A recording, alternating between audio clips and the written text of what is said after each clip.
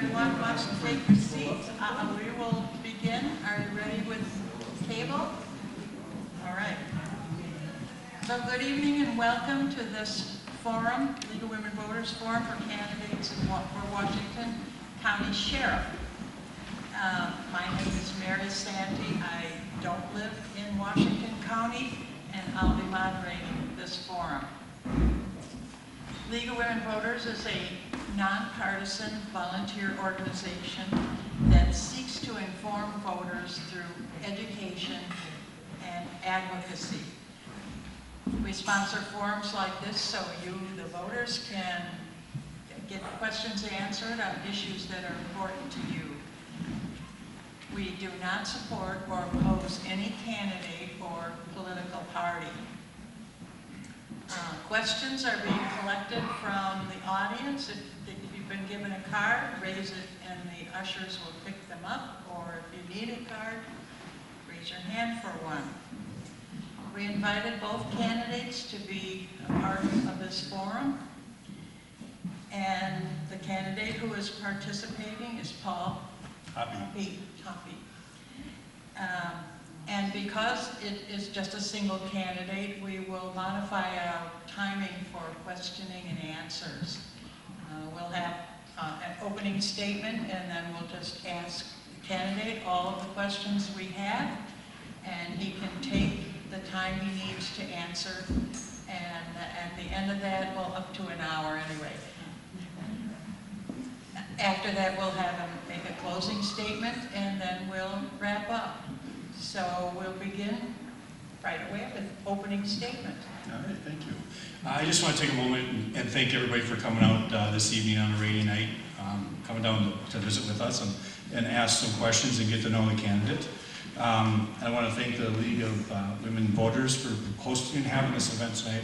I really do appreciate this opportunity and the work that's gone into it so far. I am Paul Hoppy, and I am running for the Washington County Sheriff's position. And the big question out there is why? This is the first race we've had for Washington County Sheriff in 12 years. It's partially why you see a lot of signs out there. It's a really important time in the evolution of the Sheriff's Department because it will determine where law enforcement goes in the next decade. As an individual who was born in the south part of the county and grew up in the Afton, Lakeland area, graduated from Stillwater, and my wife and I live in Scandia now, I'm not unfamiliar with Washington County. I've lived here most of my life. I've owned businesses in Washington County. I've been a police chief for 10 years in the city of Wyoming, and prior to that I served both the community of Oak Park Heights and I served for Washington County as a deputy for 20 years between those two departments. So I know the internal workings of a sheriff's department also, but what's really driven me to put in for this position is I want to pay it forward to the community that raised me and made me who I am. Because as I look as a professional in law enforcement and I look at what we're going to be faced with over the next 10 years, the next decade in law enforcement, we're going to be faced with some significant challenges. And so this election is really about the future of Washington County and about selecting the right individual with the right experience to be able to move Washington County Sheriff's Department forward and be able to, as our communities evolve, be able to evolve the Sheriff's Department into being able to serve those changing communities over the next decade. So I appreciate everybody coming, and I'm going to request and ask for your support on November 7th, but let's get into some really good, or November 6th, let's get into some questions. Oh, wait a minute. Before the 6th, okay? All right. All right, well, we'll turn to the questions and keep submitting them as you have them. Just raise your hand and they'll come and pick it up. And the first question, who is the sheriff accountable to? What I love about this position is, as a police chief, I'm selected by a council of 5. But as the sheriff, it is the only local law enforcement position that's elected by the people. And its role is to represent the people and how our guardianship is applied to the people. Our authority is granted to us by the community, by the people, and we're there to reassure that your interests and what's important to our communities is being served by the Sheriff's Department and how we apply our guardianship in law enforcement. Thank you. How do you see the growth of Washington County impacting the future of law enforcement in the county? As I've been traveling around the county and like yourselves, it's pretty obvious that Washington County is exploding right now. We're seeing developments and rooftops and businesses pop up all across this county. And I can remember when, I was just a young child, and a lot of what we see across the county was farmland. And it's really not anymore. It's really evolved as you start looking at Cottage Grove and Woodbury and Stillwater and Oakdale and Hugo, and a lot of that farmland has really evolved. Is changing the landscape of our communities. And from a law enforcement perspective, it's also going to bring along some new challenges that we're going to be facing. And the question really becomes, how do we evolve as an organization and police that changing community as the Washington County continues to grow and evolve and face some of those new challenges that are going to be in front of us. And it's going to really take the right person with the right experience, an innovative and visionary leader to stay ahead of that curve and not be reactive to it. So it's going to require a lot of pre-planning. It's going to require reaching out to our partnerships in some of the contract cities like Lake Elmo and Hugo that are some of the fastest growing communities, and really having those conversations with those communities about their growth and how we continue to serve them as contract cities and what their obligation is to evolve along with their communities so that we don't put the burden on the overall tax dollar or tax residents of Washington County, to ensure that they are also pre-planning and preparing for that growth, and how do we fit within those solutions and really solidifying and collaborating with those partners. Thank you. All right, do you feel there is any current waste in spending in the Sheriff's Department budget? We've requested the detailed budgets from Washington County. We haven't got them yet, but I do know that one of the issues that they're facing is the amount of overtime they're paying out to their employees. I just got a report back the other day that, in their current 2-week cycle, they're looking at 50 or 60 overtime shifts. And so when you start looking at, when we start talking about staffing levels and how we staff for these different communities, and you start looking at the amount of money that's being spent employing overtime into our staff, there's got to be a better way to do this. Whether you're trying to keep those staffing levels down, but the question, becomes, how much stress and anxiety and all these other external factors are you putting on your employees when you're requiring them to work 60, 70, 80-hour work weeks in order to cover those overtime shifts? And so we really have to look at the staffing levels within the county and how we're servicing the communities to ensure that our dollars are being best served to them. And so when we start to see a huge influx in overtime, it really becomes a staffing question and how we're utilizing those resources. And do we have the officers in the office doing work that we could probably have technical employees doing, support staff, so we can get those individuals out on the street and control some of those costs? We have to look at how we're utilizing those resources. Are we spending money and dollars on expensive employees that we could actually be saving money on by using less expensive employees to accomplish those same support service staff tasks, so that we can get those individuals back on the street and reduce the amount of overtime we're paying to the employees in order to provide the services. Thank you. Next question, what are your plans to improve community policing? And can you give some specific examples? Can you ask the question more loudly, please? Could you speak up for the questions? Thank you.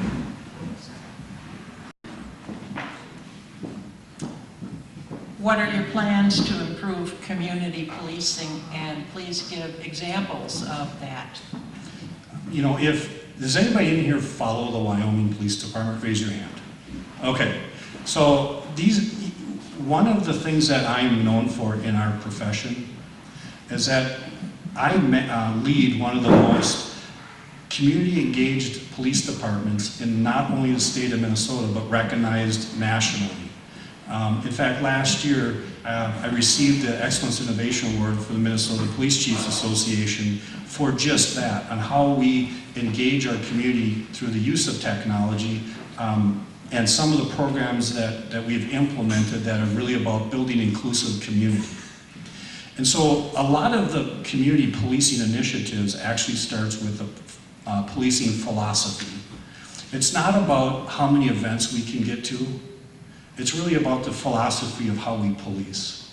And so under my leadership, one of the things I'm very persistent about is that we police under a guardianship philosophy of policing, which means that we're an organic part of our communities, that we evolve with our communities, that we're engaged with them on a daily basis, not just at special events. That our authority is inherently granted to us by the community because the community wants us there to help police the community as a whole. The alternative to that is what we call warriorship mentality, where under warriorship mentality is we're an external occupying force imposing our authority upon the community. And I think that's where a lot of the conflict in law enforcement has been in the last decade, is that some departments really have looked at policing as more of a warriorship mentality, and that's where those conflicts have come into play. And so when we talk about community engagement, it's really about a philosophy on how we police.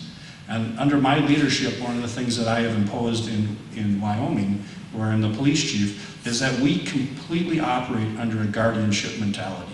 Where that we're out there and we want to be humanized and we want to be approachable by our community, so that they approach us not just at those special events, but they approach our officers and our deputies on the street during every shift. Because without the participation of the community, it's very difficult for us to really solve crimes. It's a partnership. And some of the examples that I can give is the use of our technology and how we engage a population on social media.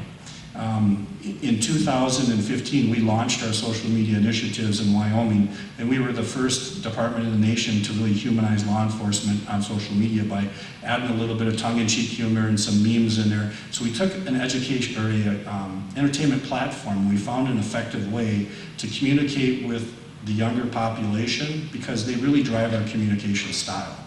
And when we did that, what we found is that the community really saw us as approachable. And every day we had community members approaching our officers, thanking them for what we did on social media and what we do for them. And we started building these relationships within the community. The other piece that I've been working on lately is what we call the GTO program, which is growth through opportunity.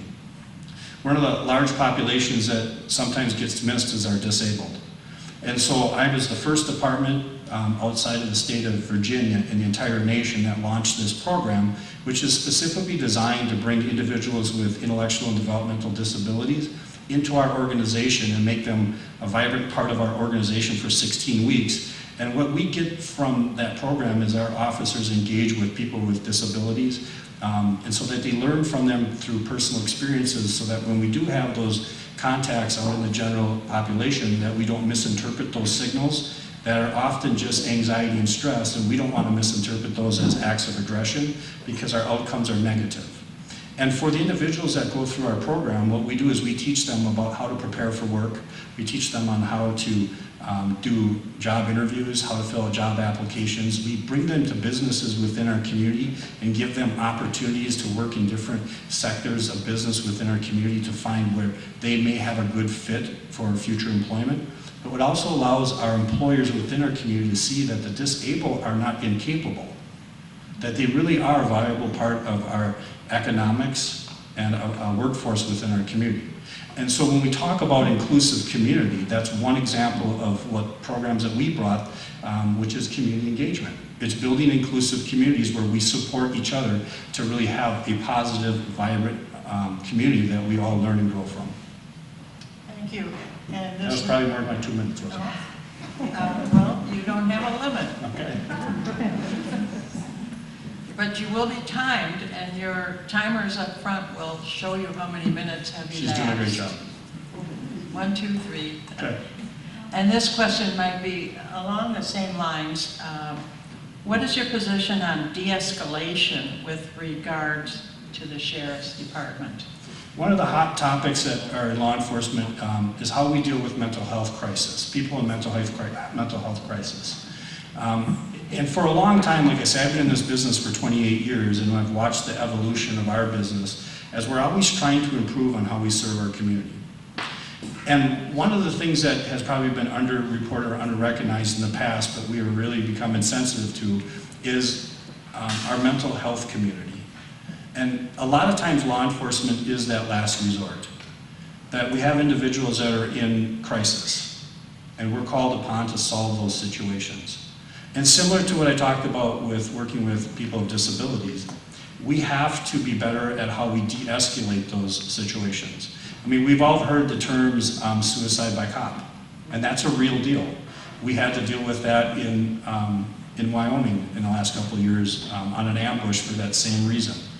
And so we in law enforcement really do have to be better trained. We need to work in partnership with our mental health community, that we're focusing not only on de-escalating the crisis as it currently exists, but working with our health and human services to have follow-up with these individuals. Because even if we can solve the crisis in the moment, it doesn't make the mental health concern go away. And the probability is that we're going to be dealing with the individual again in the future. So it's kind of a multi-pronged approach that not only do we better educate our staff and to deal with these situations as they're in crisis and not rush to conclusions, but rather be compassionate, understanding, and empathetic of the individuals that are in this mental health crisis and try to de-escalate the situations to avoid negative outcomes, but also identify what problems they may be dealing with and get them to the secondary resource of health and human services for those follow-up contacts so that we really help to improve the life of that individual and not have future conflicts with them when we have to re-engage them again in the future under a similar situation. And I think that's one thing that we've lacked in the past is that secondary follow-up. That we deal with the situation as it exists, and then we're back there again a month, 2 months later because nothing's been done from the time we did it last until our next event. And that's really where the future of working with the mental health community is going to be essential and how we de-escalate on a broader perspective. Thank you. Next question, have you used or do you have any experience with restorative justice? What are your thoughts on implementing restorative justice within the police and how? For the last 10 years, I've been a board member for the Youth Service Bureau, currently known as Lakes Area for Youth and Family Services. And one of the programs that I work very closely with is the Restorative Justice program with the youth. And the whole idea behind it is that we want to reduce recidivism within the criminal justice system. That we find these at-risk youth early and that we get them in the right programs so that we can sometimes prevent from creating a stigmatism on a young individual, labeling them as a criminal, but yet give them a second opportunity to pay their debt to society in some fashion. So we will use a board like where the victims will come in and do a panel, and the individuals will have to meet with that panel of victims, and the victims are there to help the individual youth and at-risk youth really understand the impact to the victim. And so part of that restorative justice, is taking an individual that's at risk. You still want to hold them accountable, but give them an opportunity to learn from their experiences that help direct them away from the recidivism so that we keep them out of a merry-go-round or reciprocal process of coming into the criminal justice system, out of it, back into it, out of it, back into it, because that's how we create career criminals. And so by labeling them and giving them a stigmatism of being a deviant or criminal within the community sometimes becomes a self-fulfilling prophecy. And so we want to really focus on those rehabilitation and avoid the recidivism of individuals coming into the system. Thank you. The opioid crisis is devastating to many people and families. What additional efforts, if any, can the Sheriff's Office make to help rein in the use and abuse of opioids?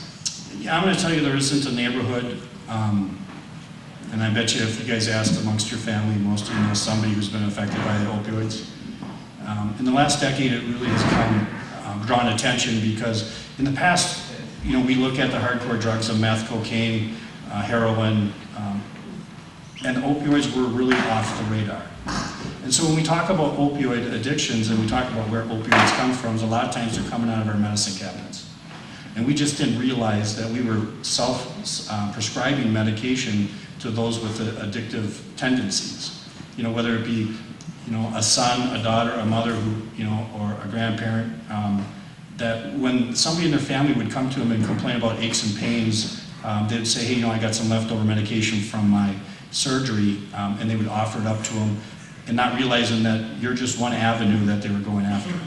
Not only is it, you know, the family members that they're getting the opioids from, and that's why we have the drug take-back programs, and we want to expand that to every community in Washington County, and not only that, but let's make it mobile.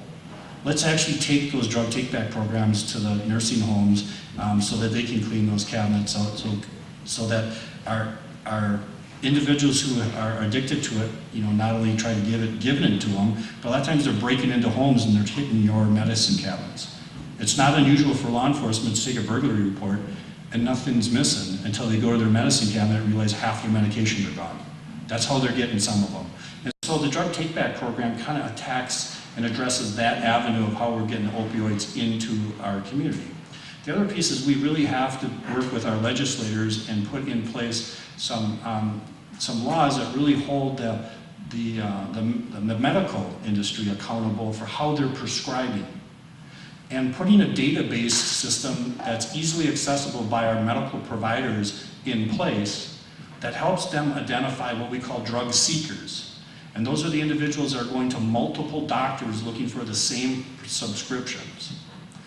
We have worked an opioid overdose case in Wyoming in the last 24 months. And here's the other avenue that we see.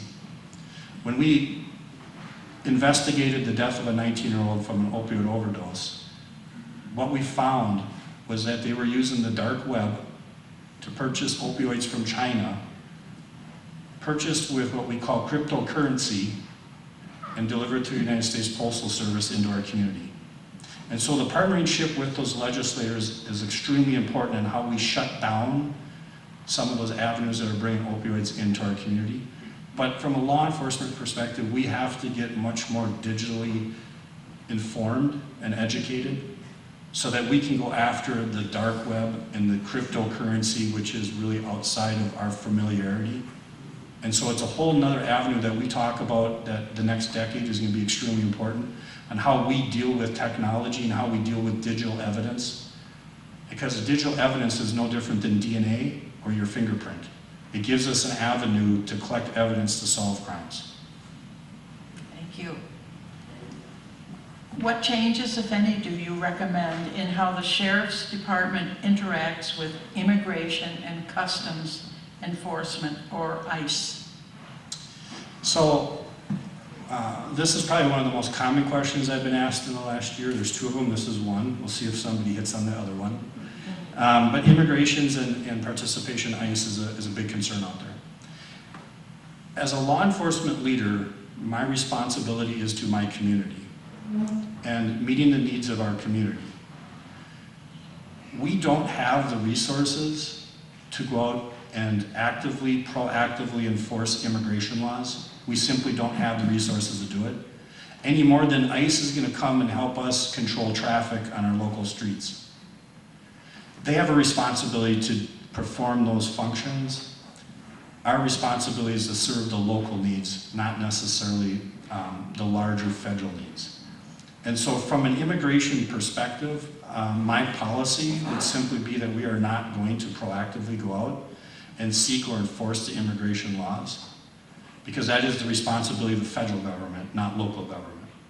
However, if ICE does request our assistance under our mutual aid partnerships, we will provide them the assistance that they need, because that's also part of our responsibility.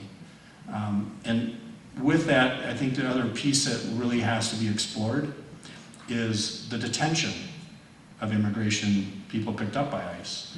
And how does that fit within the financing of the jail? Because in the current policy, they do have a contract with the federal government to provide some of those beds to ICE immigration individuals. And so we really have to look at that policy and figure out, you know, is it a policy we want to continue doing? And if so, what is the cost of it? because part of running that jail facility is offset by those federal partnerships and what's the cost to the community going to be. So it's not really a real cut and clear yes/no answer. There's a lot of different parameters that go into how we deal with immigrations and what our responsibility and participation is. But from a local leader responsible for serving the community, I'm going to tell you that we don't have the resources to make it one of our proactive priority initiatives. Thank you. Yep. Would you look to increase or decrease contract policing relationships within Washington County? You know, we are always looking to build partnerships. And with that, you know, we have to look at how we can best serve communities in partnerships. But we also have to look at the individual communities and say, what is their responsibility?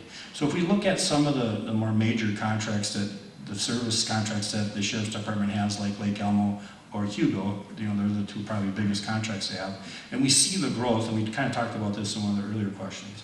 And we see the growth of those communities. They're going to have to step up and engage in some dialogue on what that future looks like for them and how we continue to serve them, and talk about, you know, the growth of their contract and the growth of the staffing to support those community needs.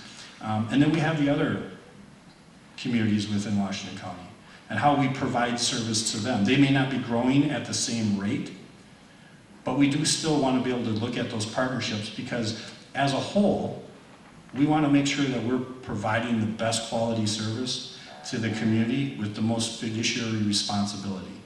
How can we best serve all of our communities and keep the cost to our community down? And the answer to that is really about collaboration and building partnerships. Thank you. Next question. How would you distinguish yourself from your opponent? Why should we vote for you? I'm here.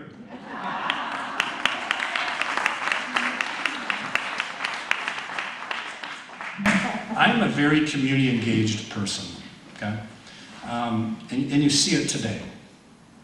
My job, as if elected as sheriff, is to serve the people. And I think a big piece of that is getting to know the people and being accessible to the people and answering the people's questions. When you look at just purely, you'll hear me talk about right person, right experience to get the right results. Some of you have heard me talk about that. I've been running a police organization for 10 years, about 8.5 years longer than my opponent. A lot happens in our industry in 8.5 years. A lot does. And a lot of experiences that you're going to come across and you learn from. I'm not looking for a promotion. A police chief and a sheriff are at essentially the same level of responsibility. I'm running because this is my community, and I want to serve my community, because I'm invested in my community, and that's why I'm here. If you look at our education, I have an advanced degree, a master's degree out of St. Thomas University in police administration. That's more than my opponent does. I'm a graduate of the FBI National Academy out of Quantico, Virginia. And those are some big qualifications that if you were to sit down and make a list of everything that you think your sheriff should have, those boxes are all checked off. But more importantly than that, as somebody who's lived in this county nearly my whole life and owned businesses in this county, this place is really majestic to me. And I've been fortunate enough to be raised here and to raise my kids here. And I want to do everything that I can to make sure that that next generation has the same opportunities that I did and you did to raise their families in this really majestic county. Thank you. What experience do you have which would serve you well in a leadership position? Well, we just talked about some of those.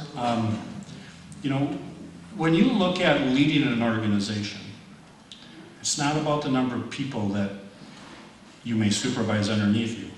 It's about the results that you get with the people you have. And over the last 10 years, I took a police department that went through 3 chiefs in 5 years and turned it into one of the most innovative and progressive, respected, community-engaged police departments in the state. And I did that by bringing a group of individuals together to work under one vision with one mission: to make us the most exceptional, the best community engaged police department we could be for our community, and to build a community of inclusiveness. When we talk about leadership, it's about how do you get individuals to work together to achieve a common goal. It's not about the number of people. It's about the quality of the people. And as a leader, you set that tone. You set those initiatives, and that's one thing Washington County currently struggles with, is there's a division within their organization right now. That the organization doesn't have clear vision of where they're going. They're not working under a unified workforce set out to accomplish a clearly defined vision, and there's no mission on how to accomplish it.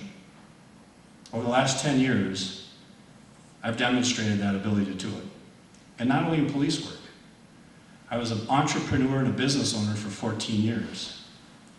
And one thing that's important about that is not only understanding how to learn and how to deal with the financial part of running an organization, because at the end of the day, the sheriff does run the organization. He's a business manager. But it's different when you learn it with your own money. And you learn what fiduciary responsibility is with your own money. Okay? That plants some very solid seeds in the soil on how you manage resources, people, and look at dollars. I think that's very important. But with the organization as it currently sits, they're going to need a leader that has a proven track record of bringing people together and working as a united workforce for the common good of the people. And as a business owner, and I like to talk about the entrepreneurship, because I'm an individual that can take things from a conceptual idea to reality. And that's something that not every person in management has. But I have demonstrated that more than once in my life, in both the private industry and in the public sector. Thank you. Next is, how do you investigate rape cases? These are some of the most sensitive and emotionally invested cases that law enforcement deals with. It's a personal violation that a lot of people are victims are ashamed of. They're the victim to the crime, but a lot of times they're too ashamed to report it. And so we have to be compassionate with our victims. We have to be open-minded with them. And we really need to look at, when we investigate, these circumstances, is be very thorough with them. And we need to collect all of the necessary evidence so that we can hold the individuals accountable. But the most important part about that is really about compassion and understanding and empathy. Because without that, you will never get our victims of criminal sexual conduct to open up to us, to give us the necessary information that we need in order to prosecute those cases. Thank you. Have you ever supported disbanding a local police department? Why or why not? No, I have not. And I'll tell you why not. I think every community, and I'm assuming we're talking directly about the Forest Lake issue. I assume, who asked that question? Okay, they won't raise their hand. Okay, they're shy. That's okay. Come on up here and sit in my seat. Let's just look at the Forest Lake issue, and then we're going to look at the Newport issue. There are two cities, one disbanded, one did not, and they did it for very separate and segregated reasons. One should have, one should not have. Okay? And as leaders, we have to make these tough decisions. The Forest Lake Police Department is very unique. The city of Forest Lake is unique. It's a regional retail hub. It has light industrial, commercial, and it's a growing community. And from somebody that has worked in, police agencies and looked at small and large and worked in both, I'm going to tell you that sometimes when you have a community with unique challenges like Forest Lake does, it's better served under local control, not managed remotely. Because the crimes are unique to that community, and how you police someplace else may not be applicable. And for that reason, I don't agree with how that whole situation in Forest Lake was handled. It's one of the reasons I'm running. I think it could have used stronger, better leadership to handle that. I think it needed to be stated right up front that the Sheriff's Department was not the right organization to serve the community of Forest Lake. I think we needed a bold leader to say that Forest Lake was best served by its own police department under local control. And I think it needed to be done a lot sooner than it did, because by delaying those conversations and those commitments, we allow communities to be fractured. And that's the last thing that we want to participate in, is fracturing a community. And so when it's not right, we just need bold leaders, visionary people to stand up and say, this is not the right situation for us. If we look at Newport, it's a different issue.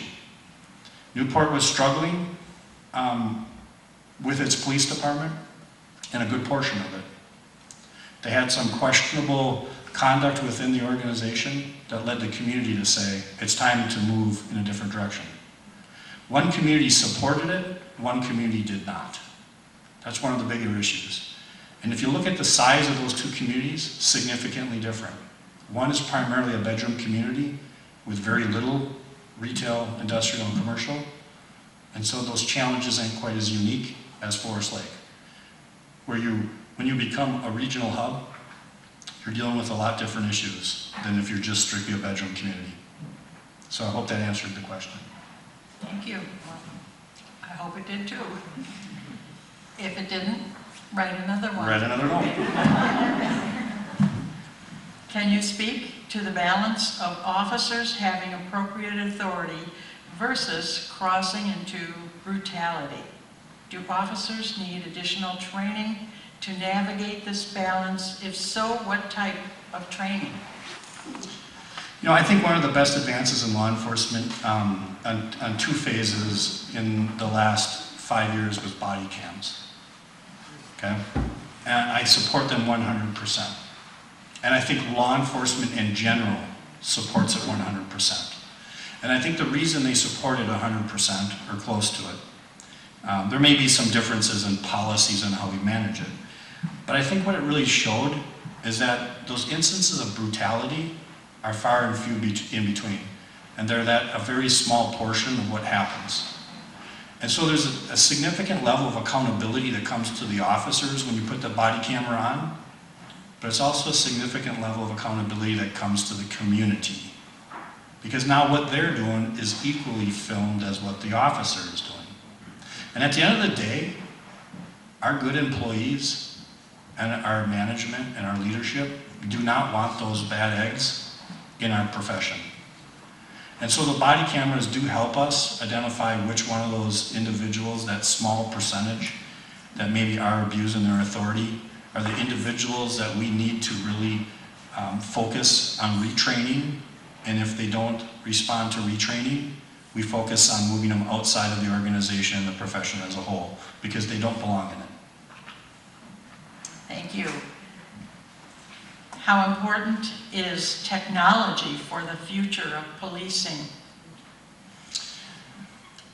I'm probably going to touch on something here that pieces will resonate with everybody here. When we look at where our crime trends are going, and we start thinking about the phone scams that are trying to clean our retirees out of their retirement accounts, and we think about the identity theft, where people are trying to steal our identity and they're skimming credit cards and they're making fake credit cards with your information on it to clean out your bank accounts. And we look at how our perpetrators are soliciting our children online and using that technology to try and entice them out of our own neighborhoods and entice them into sex trafficking and human trafficking. If we look at how all of these, per se, crimes are happening, the one common string behind them is that technology is becoming far and far more relevant in how criminals commit crimes. And the reason that it is because if I'm going to break into your house, I have to have a face-to-face confrontation with you, if you're home. But if I do it behind the anonymity of a computer screen, the probability is you'll never know who I am. And so when we look at how we solve crimes, one of my initiatives is to build a digital crime lab just for that reason. one that we share with every police organization in the county, because the digital fingerprint is going to be as important as DNA and fingerprints were back in their day. And we in law enforcement are behind the curve on it. We have to become better trained on how we do it. We have to rethink about who we train in order to extract that data to help us solve these crimes. The other thing that we need to look at is what we call a records management system. It's a repository that holds all of our information. So if you think about 3M and their widget is tape, glue, and Post-it notes, in law enforcement, our widget is information. And how we collect it, store it, and recover it. In the next 15 years, I'm going to predict that we're going to be into artificial intelligence in law enforcement and what we call predictable crime trends, or we can actually start to use that information to help us predict probability of crime so that we can be far more proactive at it. But if we don't have the right software and technology in place now, it's going to be difficult to keep up with that trend. Washington County just launched a $2 million software program, and it's not fully working. And they knew it. In 2016, the previous sheriff said, I'm stopping this program because it's not transferring information correctly. And we know that it's not working, right? Because officers and deputies across this county and every police department are frustrated with the software. That's resulted in the work slowdown, and it's resulted in delayed response to crime, to calls, and that's not acceptable. So technology is great if it works right. And if it's not working right, we need to get the right leaders in there to fix them. I partnered with Washington County, our organization did, in 2010 and prior in our software programs. And we were told that the system was going to go away and we needed to migrate to a new system. In 2011, we broke off from Washington County because the path they were going down, I didn't believe was going to work. In 2012, I took Chisago County and led an implementation team that implemented a new software program, and it works fantastic. Washington County launched it in May of this year, 6 years later, and it's not working right. Why? I want to know why. The deputies on the street want to know why. And that's going to be one question that I dig into if elected, is why. Who's responsible? And we're going to hold that vendor accountable, because from what I'm being told, it's a lot like Minlar's. It's a problem. Okay? Thank you. How do you see community engagement for the Sheriff's Department under your leadership? I think we answered this one where, right, we talked about it's going to be part of our everyday routine, not just during special events. It's going to be a philosophy of policing, of guardianship. Okay, then we'll go to the next. There are multiple major resource extraction proposals impacting northern Minnesota.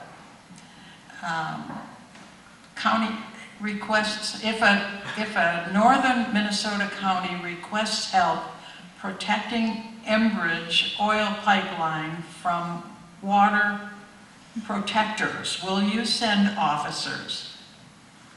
One of the things that law enforcement is, and what they're referring to was in the past year or 2 years when they had the pipeline coming through North Dakota, and the Sheriff's Department, not only Washington County, but multiple, send deputies up there to kind of manage that protest.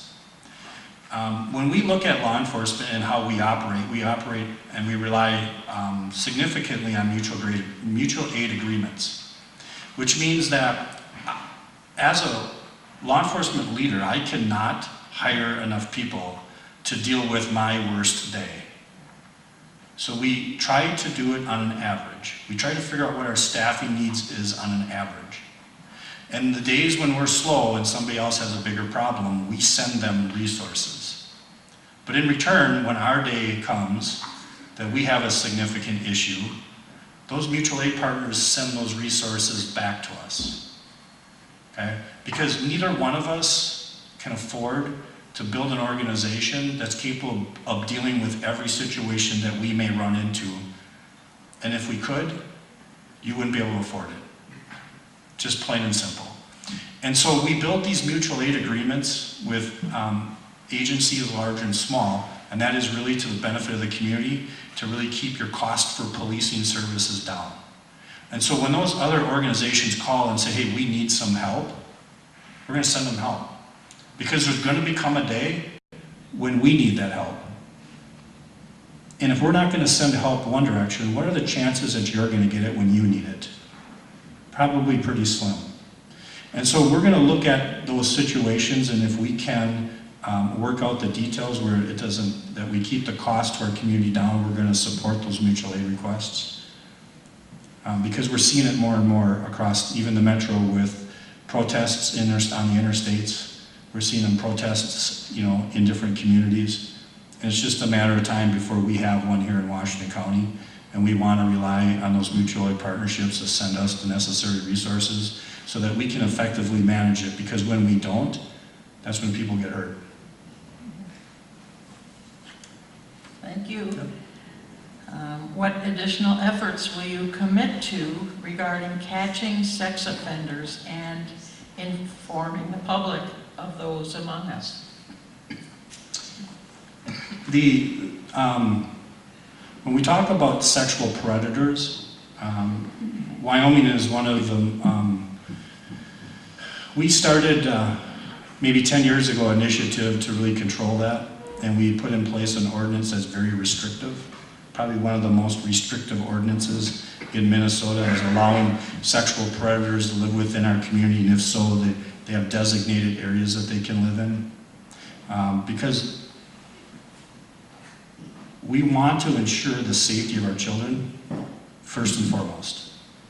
And when we talk about sexual predators and the different levels within the predatory list, the state is pretty well designed to lay out what those reporting requirements are, and as law enforcement, we follow those guidelines that's set out by the state. But part of that is really creating transparency to the public so the public's informed. Because at the end of the day, you are our eyes and ears of what's happening in the community. And so if the predator rises to a level that requires public notification, it is our responsibility and duty to report that to the community so that they're informed, so they can take the necessary proactive steps to protect their children in their neighborhoods. But if the information doesn't rise to that level, then we're bound by the data privacy practices, and we follow those very strictly so that we don't violate someone else's personal rights.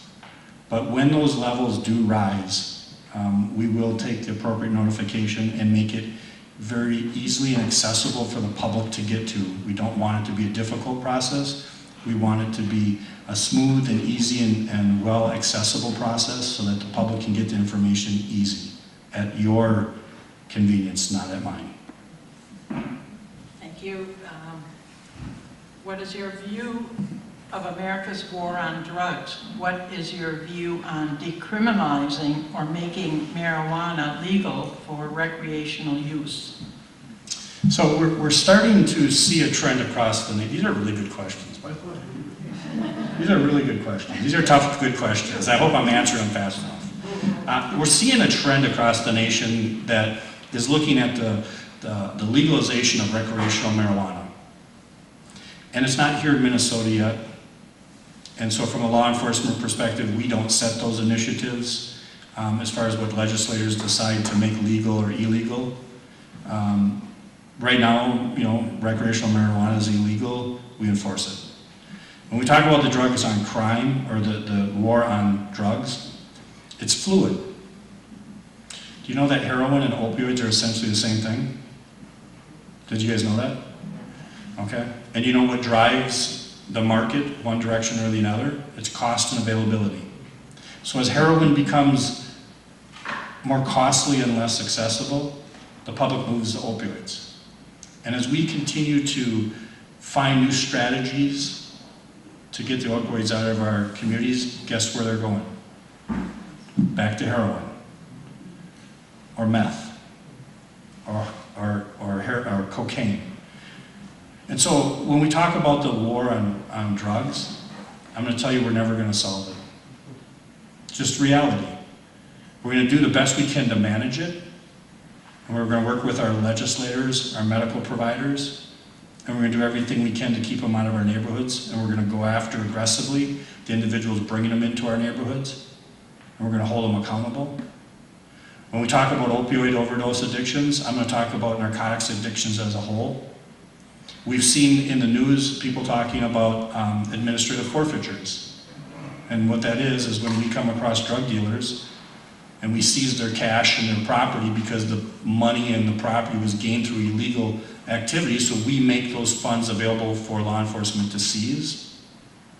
How about if we take a portion of that, instead of using all of it for buying equipment and overtime and everything else that we may use to combat narcotics, how about if we take a portion of that and create our narcotics treatment scholarship, an educational program that proactively looks at those individuals that are addicted to narcotics, regardless of what it is, but they can't afford to get into treatment. And let's put together a program that's proactive that says, if you want to get the treatment and you want help and you can't afford it, apply for a scholarship. We'll use the drug dealer's money to help send you to an educational program to get you off the narcotics. Not a bad idea, is it? We can't just continue to look at how we address the issue of crime against drugs from one polarized direction. We really have to look at it from multiple. And how do we get multiple disciplines in to help us fix the problem? If we could get every person that's addicted to narcotics off drugs, we will solve the problem. But what's the probability that we can do that?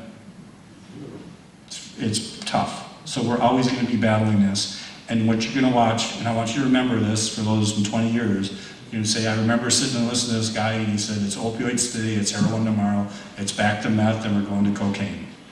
And it's going to be reciprocal. And so all we can do is how we best manage it, and how do we try to get those that are most affected by addictions off of it, because that's really how we reduce drug crimes, is by getting those people addicted off. Because there would be no market for it, supply and demand. Thank you. What changes, if any, do you suggest to how the Sheriff's Office handles permits to carry firearms? What are your views on conceal and carry reciprocity with other states? This is the other question I talked about, that there was two questions I get asked all the time. One was immigrations, the second is the Second Amendment. Okay. It's very important to understand the three layers of government, the three stools, or three legs of government: legislative, judicial, and executive.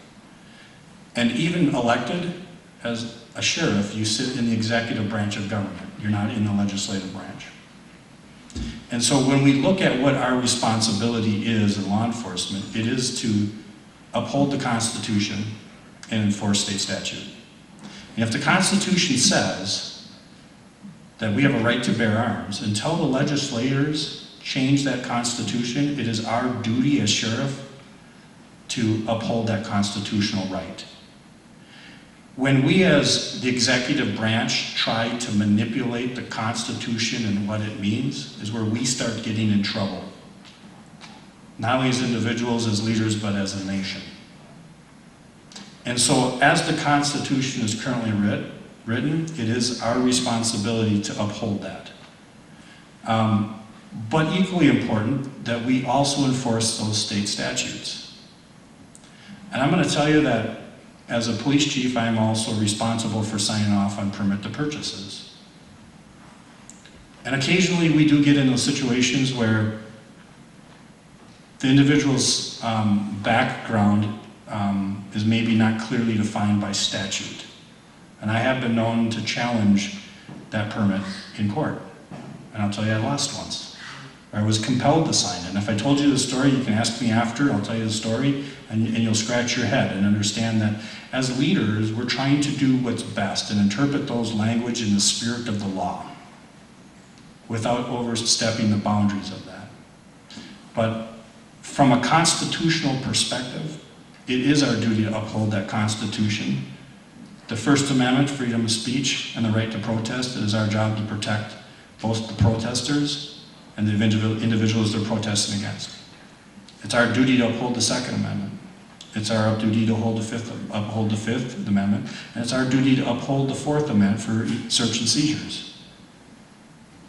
So as a sheriff, that is our responsibility. And so as the Constitution is currently written, it would be my duty as sheriff to uphold that Second Amendment and issue those gun permits and concealed carry permits to those who are legally allowable under a state statute. Thank you. And this next one will be the final question. What do you see as the 3 greatest challenges in being the sheriff of Washington County? You know, when we talk about what's your initiatives, what's the 3 most important things that you want to accomplish as sheriff, there's going to be internal and external issues. And before you can progress and address your external initiatives, like employee retention, that's an internal issue that we need to address. But before you can deal with safer schools, dealing with the opioid crisis, dealing with solicitation of our teens online and sex trafficking, you have to deal with internal issues. Right now, one of the big challenges I see against Washington County, they've had more people leave in the last year, employees, deputies, than is normal. And we're not talking 1 or 2 year deputies, we're talking guys that have 10 years on, and they're going to different law enforcement agencies. One of the challenges that we're up against in law enforcement as a whole is because of the negative narrative that's been against law enforcement in the last 5 or 6 years, we have fewer people that want to get into this business. When you start watching the news and every month there's another law enforcement officer that's shot and killed in the line of duty, we're seeing fewer and fewer people interested in putting that level of commitment and service and coming into our industry. So the retention of our employees is exceptionally important at this time in our career because our options when they leave are limited. And so when we talk about police brutality, we talk about transparency, we talk about community engagement, we talk about all these issues. And when we have a small or reduced hiring pool and we're forced to hire out of that, the caliber of the people may not be as we would normally want them to be in order to fulfill the expectations in all those different areas. And so we have to look internally first. And what's wrong with the culture currently in the sheriff's office that's leading your people to leave? Qualified individuals that have invested 8, 9, 10 years into this community and want to go someplace else. Because the value of the services that we provide, tenured in time, is exceptionally important because they know who the players are in your neighborhood. They know who those at-risk people are, they know who the problem people are, they know who the good people are, and they know who the bad people are. And you know them. When you build that relationship with those officers in your community, you know them by their first name. And you're comfortable communicating with them, and you're comfortable giving them tips and ideas and different things going on in the community, which helps us police the community. And when we lose that experience, we're going backwards. So one of the first struggles that we have to deal with is employee retention within the organization to ensure that we retrain our qualified people so that we can address some of those other issues like school safety, opioid overdoses in our communities, sex trafficking, so that we're not spending all of our time and resource trying to train young guys to be cops. Thank you. And so we've run out of questions. Thank you, guys. We do have time for our candidate to make a final closing statement. You know, I said this when I began, and I think it's very important for the public to realize, there is no elected incumbent. This is an open race. Your last elected sheriff retired. And the question becomes, who do you want to lead the organization over the next decade? Who do you want representing your voice and how our guardianship is applied to our communities and how we service our community? What type of experience do you want in the individual that's going to be charged of that $34 million budget and those 253 employees that are going to police us? This decision on November 6th, first one I was just testing you to see if you guys were awake. This decision on November 6th isn't about the past. It's about the future of Washington County. It's about progress is impossible without change. Do you want to keep the status quo of the organization that's saying we don't need change?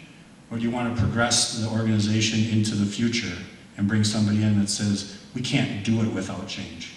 That's your decision, and it's yours. It's not the political elite. It's not the 5-member board that appoints somebody. It's the residents of Washington County who will make that decision on November 6th. And I appreciate your guys' time tonight. I appreciate your support, and I'm going to ask for your vote and support on November 6th as your next sheriff. Thank you.